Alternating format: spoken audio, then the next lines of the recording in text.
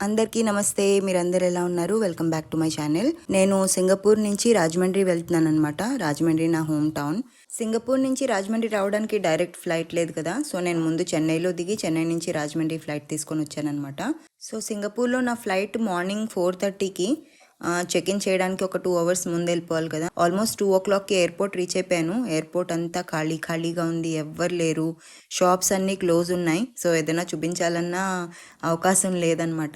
So ఒక్కదాన్ని మొత్తం అంతా అలా తిరుగుతూ ఇంకా అక్కడే గేట్ దగ్గర కూర్చొని వెయిట్ చేశాను చాలాసేపు. సింగపూర్లో ఎయిర్పోర్ట్ వరల్డ్ క్లాస్ ఎయిర్పోర్ట్ అనమాట. చాలా బాగుంటుంది. Everything neat and clean, top brands ఉన్న షాప్స్ అన్నీ ఉంటాయి. చిన్న గార్డెన్, గ్రీనరీతో, ఒక పాండ్ సెటప్ తో చాలా నీట్ గా చాలా బాగుంటుంది సింగపూర్ ఎయిర్పోర్ట్. అయితే world class, top class airports లో సింగపూర్ ఫస్ట్ అనమాట.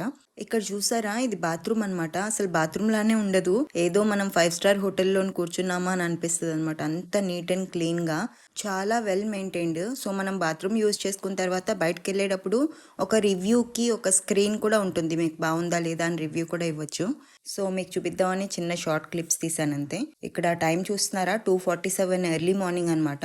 ఎప్పుడు ఫ్లైట్ ఎక్కి ఎప్పుడు నిద్రపోదామా అని కళ్ళన్నీ నిద్రగా ఉన్నాయి.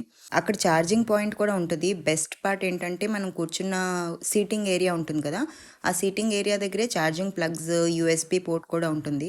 సో నా ఫోన్ ఛార్జింగ్లో పెట్టేసుకొని, ఇంకా నాకు బుక్స్ చదవడం అంటే చాలా ఇష్టం. నాకు ఇలాగ టైం ఉన్నప్పుడల్లా ఏదో ఒక బుక్ చదువుతూ ఉంటాను. ఇది స్వామి వివేకానంద 25 టాప్ స్పీచెస్ అని చెప్పి ఒక బుక్ అనమాట. చదువుతున్నాను. చాలా రోజుల నుంచి చదవడానికి అవ్వలేదు, సరే ఇప్పుడు టైం దొరికింది కదా అని చదువుతున్నాను. నేనైతే ఎక్కువగా నాన్ ఫిక్షన్ బుక్సే చదువుతాను.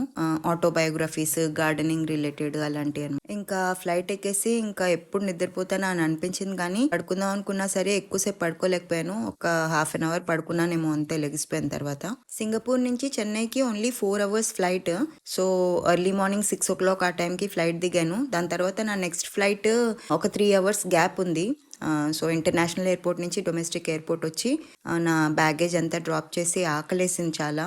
సో మార్నింగే ఒక కప్ ఆఫ్ కాఫీ ఇంకా దోశ ఆర్డర్ చేసుకుని తినేసాను అక్కడే. ఇండియాలో మార్నింగ్ 7 o'clock అంటే మాకు సింగపూర్లో 9:30 కదా బ్రేక్ఫాస్ట్ టైం. సో చాలా ఆకలేసింది. ఫైనల్ గా చెన్నై టు రాజమండ్రి ఫ్లైట్ ఎక్కేసాను. ఫ్లైట్ ఎక్కిన దగ్గర నుంచి మన రాజమండ్రిలో ఎప్పుడు దిగిపోతాను అనే చూస్తూ కూర్చున్నాను.